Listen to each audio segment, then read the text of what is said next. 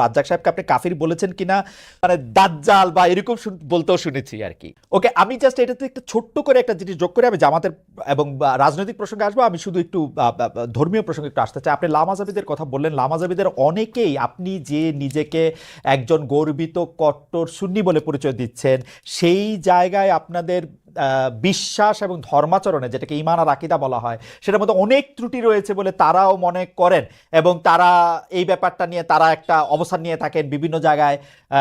এমনকি মসজিদের ক্ষেত্রে আলাদা করে ঘোষণা দিচ্ছেন যে এটা হচ্ছে ঠিক এইভাবে পড়ার মসজিদ, এইটা এইভাবে নামাজ পড়ার জিনিস। এই ব্যাপারটাকে আপনি কিভাবে ডিল করেন, মানে এটা কি আপনার কাছে কি মনে হয়? দেখুন দেখুন কথা হচ্ছে যে যারা লামাযহাবী, তাদের লামাযহাবীরা পৃথিবীর কোন মুসলিম রাষ্ট্রে স্বীকৃত নয়। যেমন সৌদি আরবিয়া, সৌদি আরবতে আব্দুর রহমান আস-সুদাইস কাবাগরের ইমাম সাহেব বলেছেন লামাযহাবী একটা বাতিল ফেরকা। সেখানে হাম্বলি মাযহাব চর্চা করা হয় এবং সেখানে কোরআন সুন্নাহ মোতাবেক চলার স্বাধীনতা দিয়েছে সৌদি সরকার। এবং রাষ্ট্রীয় অধিক মাসালার ক্ষেত্রে সৌদি সরকার হাম্বলি মাযহাবের মত নিয়েছে এবং ইমাম আবু হানিফার হানাফি মাযহাব থেকে মত নিয়েছে। যেমন শাফি, মালিকি, হাম্বলি তিন মাযহাবে বেনামাজি যদি মুসলিম হয় তাকে মৃত্যুদণ্ড দিতে হবে। কিন্তু ইমাম আজমের মাসালা হচ্ছে যে না, যদি কেউ মুসলিম পরিচয় দেয়, অমুসলিম অমুসলিম নামাজ পড়বে না, এটি স্বাভাবিক। মুসলিম যদি পরিচয় দেয় আর সে নামাজ না পড়ে, তাকে বেত্রাঘাত করা যাবে। এই ক্ষেত্রে সৌদি সরকার হানাফি মাযহাবটা নিয়েছে। তো লামাযহাবীটাকে, লামাযহাবী হচ্ছে সে কোনো মাযহাব মানে না। মূলত এটা ইংরেজদের এই ফেতনাটা তৈরি করে গেছে ইংরেজরা। পৃথিবীতে 200 বছর আগে লামাযহাবী বলে কোনো মত বা ফেরকা ছিল না, সালাফি নামে কোনো দল ছিল না, আহলে হাদিস নামে কোনো দল ছিল না। আমরা তো আহলে হাদিস। আহলে হাদিস কারা? যারা হাদিসের অনুসরণ করে। হানাফি মাযহাবের চেয়ে বেশি হাদিসের অনুসরণ কোনো মাযহাবী করে না। দ্বিতীয় হচ্ছে, আপনি যদি বলেন তারা বলে আমার ত্রুটি আছে আমার বিশ্বাসে আকীদা, আমি বলবো চোরের মার বড় গলা। আমি তো বাংলাদেশেই আছি, তো তারা, আমি তো তাদেরকে ডক্টর আসাদুল্লাহ আল গালেব লামাযহাবীদের মধ্যে একজন ভালো স্কলার এবং ভালো আলেম বলে জানি। ওনার ছেলে একদিন আমার সাথে দেখা করেছে ঢাকা এয়ারপোর্টে, বলেছে যে আপনারা নিজেদের মধ্যে গালিগালাজ না করে একটু কি বসা যায় না? আমি তাকে বলেছি তোমার আব্বাকে বলো, উনি জ্ঞানী মানুষ এবং খুব ভদ্র।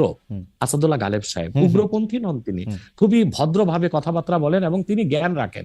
আমি বলেছি তোমার আব্বাকে বলো লামাযহাবীদের স্কলারদের সাথে আমরা বাহাস দরকার নেই, তাতে তো ঝগড়া হয়, আমরা সংলাপে বসতে পারি, দেখি আমরা কোন দলটি কোরআন সুন্নাহ মোতাবেক চলি, এটা আমাদের মধ্যে সংলাপ হতে পারে। এবং আমি আবার আপনাকে বলছি, ইসলামের মৌলিক বিশ্বাসের ক্ষেত্রে আহলে হাদিস লামাযহাবীরাও কিন্তু আমাদের সাথেই আছে। কিন্তু পার্থক্যটা কোথায়? পার্থক্যটা হচ্ছে যেমন মাযহাব মানবো কি মানবো না, কিংবা আমলীগত দিক থেকে কিছু আকীদাগত পার্থক্য আছে। আমলী দিক দিয়ে বেশি পার্থক্য। যেমন হচ্ছে আমরা বলি তারাবি 20 রাকাত, তারা বলে 8 রাকাত। আমরা বলি ওয়েতের 3 রাকাত, তারা বলে 1 রাকাত। কিন্তু কোন লামাযহাবী বলে না ওয়েতের বলে নামাজ নাই, বলে ওয়েতের আছে 1 রাকাত। না, আমি এরকম শুনছি, আমার এরকম শুনছি, আমার যে নামাজ পড়ার জন্য আলাদা মানে আলাদা, মানে এটা সকল দর্শকের জন্য বলছে যে আলাদা দাঁড়ানোর সিস্টেম বা ভঙ্গি বা স্টাইল লামাযহাবীদের, আপনাদের তো আপনাদের বলতে হচ্ছে দেখেন সেইটা আমরা যারা, আপনি বলেন বাংলাদেশে 3 থেকে 3.5 লক্ষ মসজিদ হানাফি ইমাম, কোন মসজিদ লেখা আছে হানাফি মসজিদ? কিন্তু বাংলাদেশে যে 200-100 লামাযহাবীদের মসজিদ আছে, সেখানে তারা লিখে রাখছে আহলে হাদিস মসজিদ। তা বোঝা যাচ্ছে আহলে হাদিস মসজিদে আহলে হাদিসরাই ঢুকবে। তো বৈষম্য তো তারাই করছে, তারাই কিন্তু প্রমাণ দিচ্ছে তার একটা ফেরকা, তার একটা ভিন্ন দল। আমাদের হানাফিদের মসজিদে লেখা নেই হানাফি মসজিদ, ওখানে হানাফিও যাবে লামাযহাবীও যেতে পারবে। আপনি অবাক হবেন, আমাদের আব্বাসী মসজিদের যে মসজিদ, বড় মসজিদ, এখানে প্রত্যেক জুমায় প্রচুর লামাযহাবী আসে এবং তারা জোরে আমিন বলে এবং রফিয়া দান করে, আমাদের পক্ষ থেকে কোনো বাধা নাই। কিন্তু আমি যেহেতু আপনাকে ফলো করি, আমি আপনার বক্তব্যে অনেক সময় শুনছি যে তাদের সম্পর্কে আপনি খুব ভালো কথা বলেন নাই। মানে আমি যদি গালাগালি নাও বলি অনেক সময়, মানে আমি এই মুহূর্তে আমি বলবো না যে আপনি যেমন ডক্টর জনাব মিজানুর রহমান আজহারীকে আপনি যেমন কাফির বলেছেন, তেমন রাজ্জাক সাহেবকে আপনি কাফির বলেছেন কিনা, তবে আপনি বলেছেন কিনা এটা বর্ণনা করতে না পারলেও তাকে আলেমদের কাউকেও অনেক বড় গালি দিতে শুনেছি, মানে দাজ্জাল বা এরকম বলতেও শুনেছি আর কি। এইটা কি ঠিক আছে? মানে আমরা লোকরা কি করবো তাহলে? দেখুন, এটা ঠিক আছে। কেন ঠিক আছে? সেটা হচ্ছে তাদের বক্তব্যগুলো এত মারাত্মক, এবং বক্তব্যগুলো যখন আল্লাহ তার হাবিব মুহাম্মদ সাল্লাল্লাহু আলাইহি সাল্লামের সম্মানের খেলাফ যায়, তখন কিন্তু আমাদেরকে কঠোর ভাষায় তাদেরকে প্রতিহত করতে হয়। যেমন আপনি যে তরুণ বক্তার কথা বললেন, তরুণ বক্তা, সে লোকটা কি বলেছে? সে আল্লাহর হাবিব নূর নবীজি মুহাম্মদ মুস্তাফা সাল্লাল্লাহু আলাইহি সাল্লামের আরশচুম্বী সম্মানের খেলাফ, আল্লাহ তাআলার সম্মানের খেলাফ বক্তব্য দিয়েছে। হালা শব্দ ব্যবহার করছে, এটা কি হয়? সে বলেছে আম্মাজান খাদিজা ভার্জিন ছিলেন না, আমার মাকে যদি কেউ বলে ভার্জিন ছিল না আমি মেনে নিব।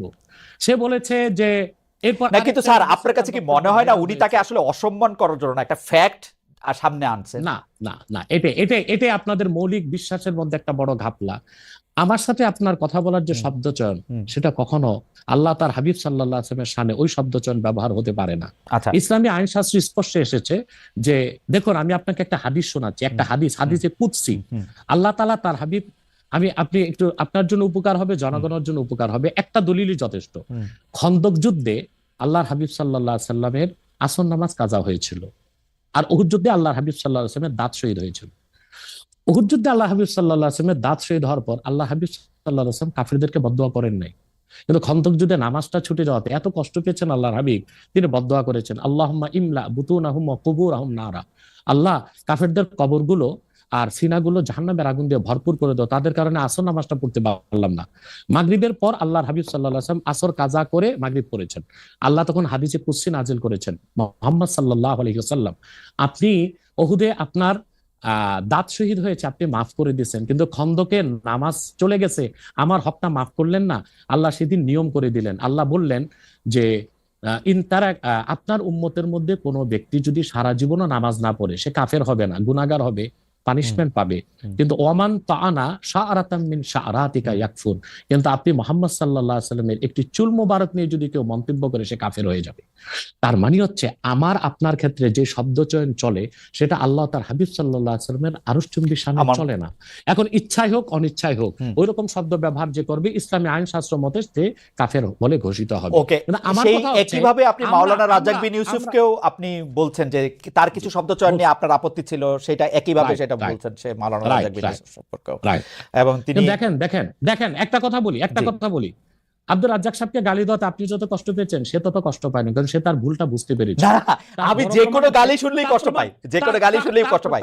আপনি তার প্রমাণ হচ্ছে সৌদি এমবিসিতে আমাকে দাওয়াত করেছিল গত বছর, আমি কিন্তু আব্দুর রাজ্জাক সাহেবের ছেলেকে চিনতাম না, কিন্তু দৌড়িয়ে এসে আব্দুর রাজ্জাক সাহেবের ছেলে আমাকে আলিঙ্গন করেছে এবং বলেছে আমি আব্দুর রাজ্জাক সাহেবের ছেলে।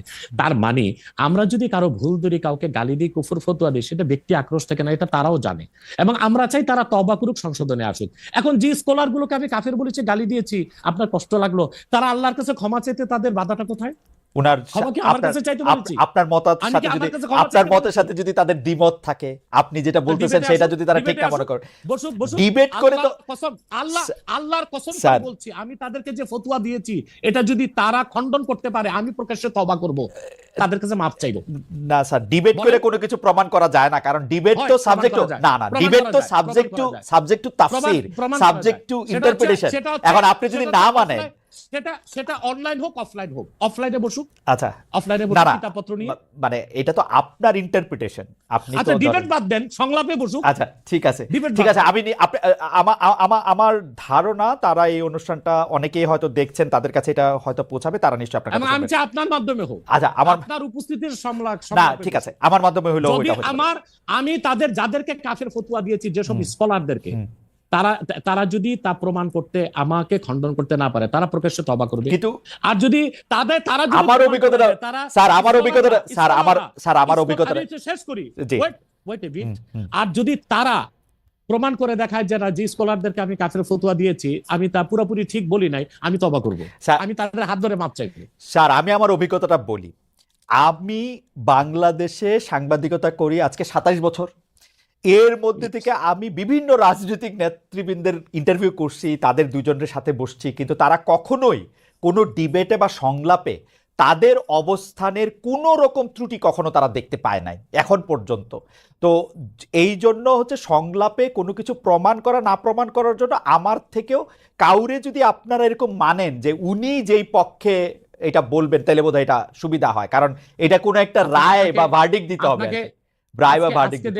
না, আপনি দেখেন, সংলাপে কোনো ডিবেট না, ডিবেট হচ্ছে মুবাহাসা, সেখানে ঝগড়া হতে পারে, তর্ক বাড়তে পারে, কিন্তু সংলাপটা হচ্ছে আন্তরিক পরিবেশে দলিল প্রমাণ নিয়ে উপস্থাপন করা। এটা তো হতেই পারে, এটা আপনি করতে পারেন, এটা অফলাইনে অনলাইনে অন্যরা করতে পারে, এবং তারা সবাই বাংলাদেশে এখন আছে।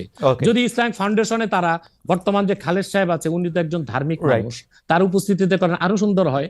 কিন্তু আমরা যাদেরকে, যে স্কলারদেরকে কুফর ফতোয়া দিয়েছি, সেক্ষেত্রে আমরা অনর এবং অবিচল। এবং আপনি যে স্কলারের কথা বলেছেন, সে আমাকে কথা বলতে চেয়েছে, আমি তার সাথে কথা বলিনি, এবং সে হয়তোবা আসতেও চেয়েছে, আমি অ্যালাউ করিনি। আমার শর্ত একটাই, যে আমি যে ফতোয়া দিয়েছি তা আমি প্রমাণ দিব, তারা তাদের স্কলার নিয়ে বসুক, যদি প্রমাণ দেয় আমি দিতে পারি, তাহলে ক্ষমা তো আমার কাছে চাইবে না, আল্লাহর কাছে ক্ষমা চাইতেও কি ভাই লজ্জা আছে? না, তা নাই। ঠিক আছে, আমরা আমাদের একটু একটা ঘটনা, স্যার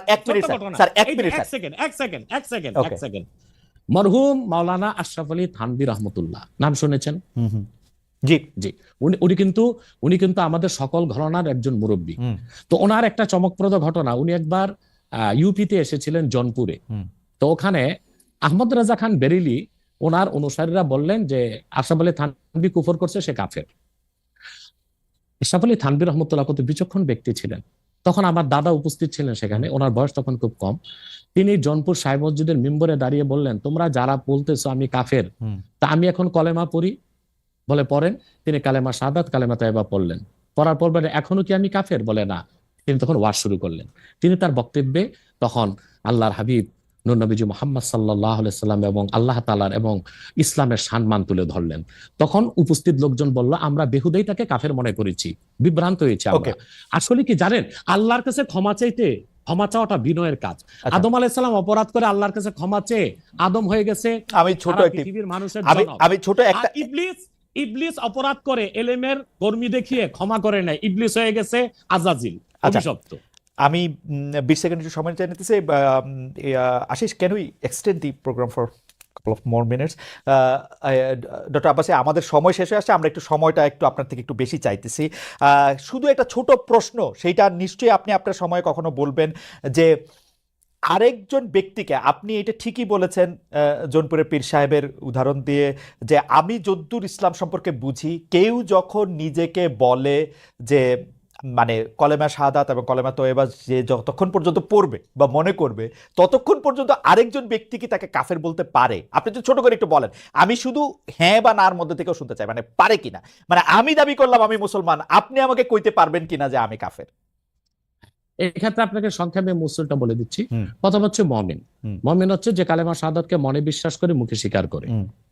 এখন সেই মমিনকে আমরা মুসলিম বলবো কখন? হাদিসে এসেছে, মান সাল্লা সালাতানা ওয়াস্তাকবালা কিবলাতানা ওয়া আকালা যাবিহাতানা ফাযালিকাল মুসলিম। কোন ব্যক্তি ঈমান আনার পর যদি আমাদের সালাতকে আদায় করে, আমাদের কেবলা কাবাকে মানে, আমাদের জবাইকৃত পশুর গোশত খায়, সে লোকটি মুসলিম। কতক্ষণ মুসলিম? হাত্তা লাম ইয়াসদুর মিনহু কুফরুন কাওলান আও ফিলান আও তাকরিরা, যতক্ষণ তার মৌখিক বা হাতে বা কাজে কুফর প্রকাশ না পাবে। যদি কোনো ব্যক্তির দ্বারা কালেমা পড়ার পরও কুফর প্রকাশ পায়, ওই রকম ব্যক্তিকে শরীয়তের ভাষায় বলা হয় কাফের। এবং সে যদি মুসলিম দাবি করে, তাকে বলা হয় জিন্দিক। জিন্দিকের শাস্তি শরীয়তে মৃত্যুদণ্ড। পক্ষান্তরে আমার মনে হয় এত বড় উত্তর আমরা নিতে পারবো না, তাহলে আপনি বলতে চাইতেছেন যে শেষ করি। আর কোন ব্যক্তি যদি মুখে কালেমা পড়ে কিন্তু অন্তরে তার ঈমান নাই, সে কাফের, কিন্তু কুফরটা প্রকাশ করে নাই, তাকে আমরা মুনাফিক বলি। ওকে, কিন্তু আপনি মনের খবর আপনি কেমনে বুঝবেন? সেই জন্য তো মুনাফিক বলবো, কিন্তু কুফর যখন প্রকাশ পাবে তখন তো বুঝেই নিলাম তার মনে কুফর আছে। আচ্ছা, ঠিক আছে। এবার আমি অন্য প্রসঙ্গে আসি। 5 আগস্টের পর ক্ষমতা বলের অনেক বেশি ঘনিষ্ঠ, অনেক বেশি প্রভাবশালী জামাতে ইসলামী, কিন্তু দলটির 71-এর ভূমিকা নিয়ে আগে যেমন আওয়ামী লীগ সমালোচনা করতো, এখন সেটা অনেকটা সেভাবেই জামাতের সমালোচনা করছেন বিএনপি নেতারা। জামায়াতের 71-এর ভূমিকা নিয়ে আপনি কি বলবেন, একটু যদি সংক্ষেপে বলেন, যে জামায়াতের 71-এর ভূমিকা পরে এখন বিএনপির অবস্থান এগেইনস্ট জামাতকে তারা মুনাফিক বলতেছে, মুনাফিক শব্দটা দিয়ে মনে পড়লো, এটাকে আপনি কিভাবে দেখবেন?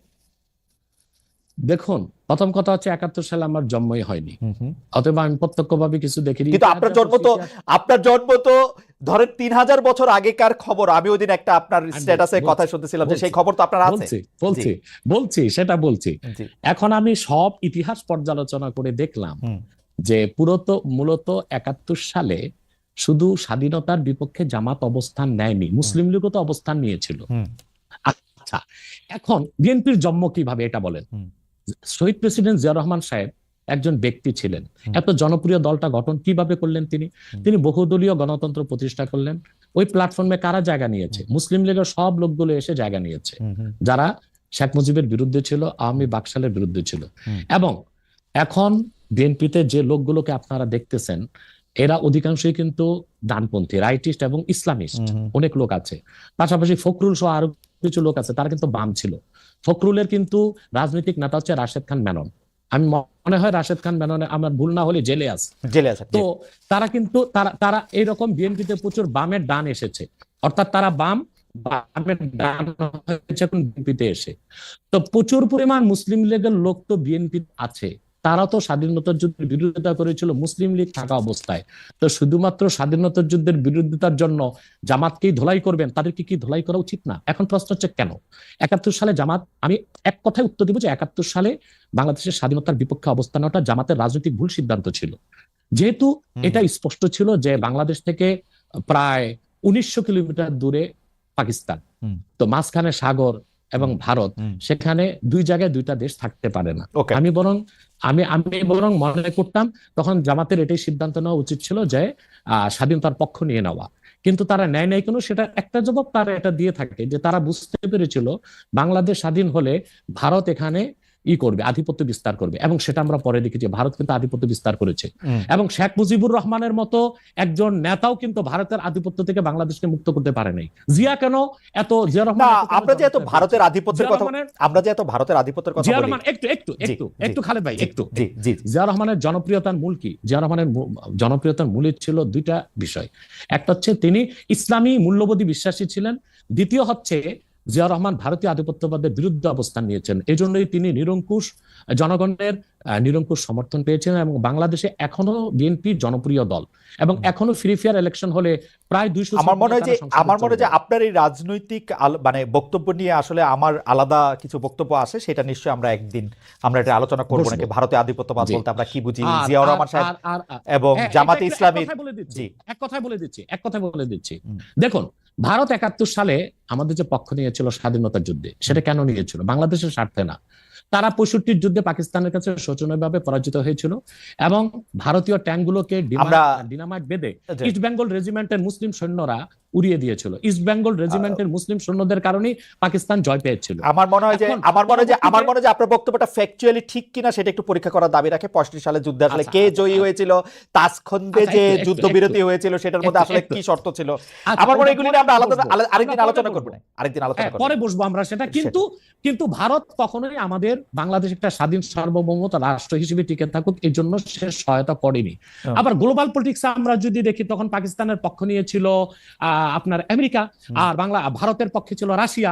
সেইভাবে আসলে ভারত পাকিস্তান এই বাইনারিতে বাংলাদেশকে আসলে আমি একটু বলি এটা, কারণ এটা নিয়ে আর কথা বাড়ানো যাবে না। ডক্টর আব্বাস আমি বলি একটু একটা পর্যায়ে যাই আমি। তো রাশিয়ার পক্ষ নিয়েছিল, আর সবসময় ভারত তো কোনো শক্তি না, এটা রাশিয়ার লেসপেন্সারগিরি করে আর এখন আমেরিকার লেসপেন্সারগিরি করতেছে। এই জন্য তারা মূলত সদিচ্ছা নিয়ে বাংলাদেশকে সহযোগিতা করেনি 71 সালে। সেজন্য 6000 কোটি টাকার অস্ত্র তারা চুরি করে নিয়ে গেছিল এবং সেজন্য স্বাধীনতা যুদ্ধে নিয়াজি পরাজয় স্বীকার করা দরকার ছিল আমাদের ওসমান গনির হাতে, তার কাছে না করে ভারতীয় সেনাপ্রধানের কাছে করবে কেন, ওসমানীর কাছে কেন করে না? এসব থেকে বোঝা যায় ভারত একটা আক্রোশ থেকে এবং তার রাজনৈতিক উদ্দেশ্য অর্জন করার জন্য স্বাধীনতা যুদ্ধে আমাদেরকে সহায়তা করেছিল। পরবর্তীতে সে কি না করেছে, ফারাক্কা বাদ দিয়েছে। আমার মনে হয় শেখ হাসিনাকে 15 বছর এই ফেসিবাদের কাজে সহযোগিতা করেছে ভারত, হাজার হাজার মানুষকে হত্যার কাজে সে সহযোগিতা করেছে। অতএব এসব কেউ আমাকে প্রশ্ন করছেন, আমার মনে হয় যে আমার প্রশ্ন এটা ছিল না। যাই হোক, আপনি বলেছেন না, আমার মনে হয় যে শেষ একটু কথাটা তো একটা দাড়ি কমা দিতে হবে তো ভাই। সেটা হচ্ছে, তো হয়তোবা জামাত নেতারা তখন চিন্তা করেছিল যে বাংলাদেশ একটা দুর্বল ভূখণ্ড, এটা যদি স্বাধীন হয়ে যায় ভারত আধিপত্য বিস্তার করবে, অথবা ভারত যেন আধিপত্য বিস্তার করতে না পারে, বাংলাদেশ আরো শক্তিশালী হয়ে তারপর স্বাধীনতা ঘোষণা করুক, এরকম চিন্তা ছিল কিনা ওটা জামাত নেতা বলবে। ওকে, ঠিক আছে। আমি জানতে চাইবো যে শেখ হাসিনা পালিয়ে যাওয়ার পরে অনেকগুলি বিষয়ের ক্ষেত্রে আমরা দেখেছি যে মাজার আক্রমণ হয়েছে, বাউলের আসর পণ্ড করা হয়েছে, বইমেলার স্টল বন্ধ করা হয়েছে, রাষ্ট্র থাকতে প্রশ্ন থাকতে। এইটাকে আপনি আসলে কিভাবে দেখেন?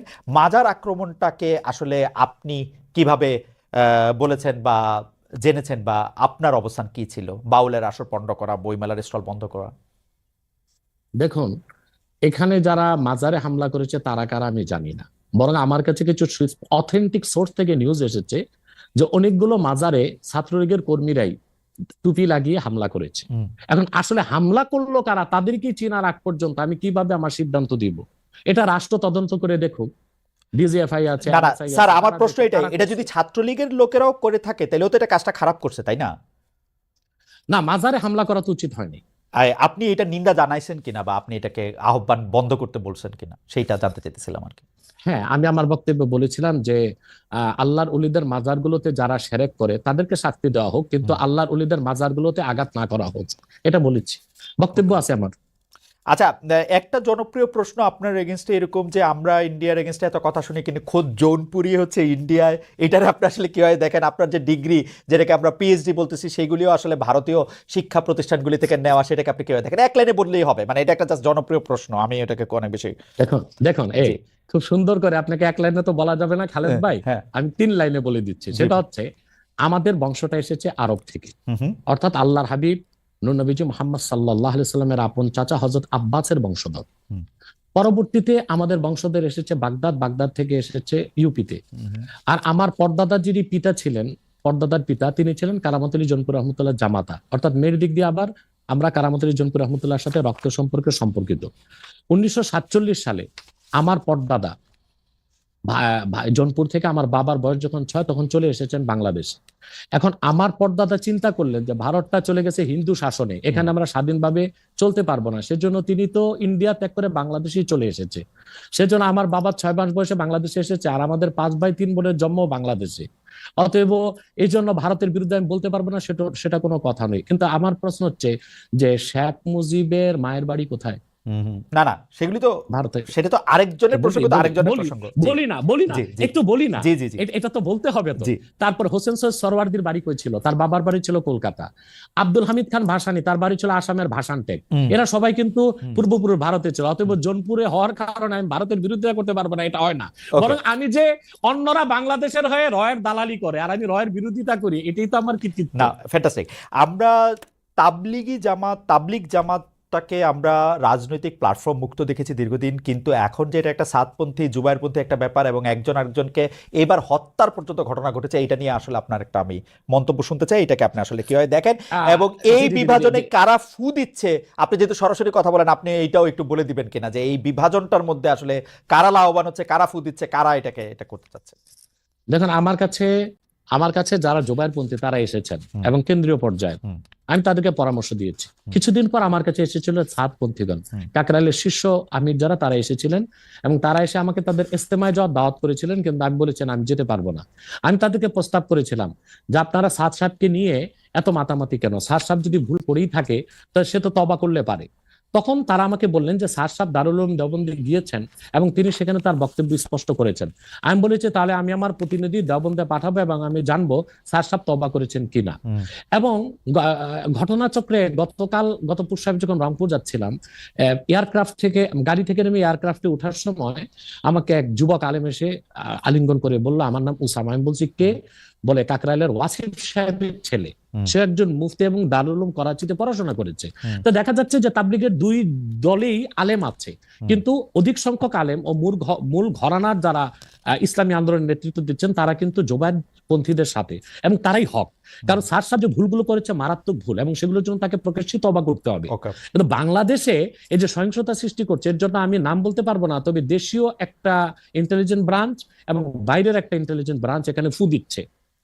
আমার শেষ প্রশ্ন, আমি কিন্তু দেখেছি যে ইসলামী বক্তাদের কেউ কেউ মানে কখনো কখনো বাতাস বুঝে পাল তুলে দেন, যেমন ডক্টর ইউনূস এর ব্যাপারে, যে উনি আগে সুদ খান, এখন সুদ খান কিনা, দেশের রাজনৈতিক সিস্টেম এই সেই সম্পর্কে নানা ধরনের কথা বলেন।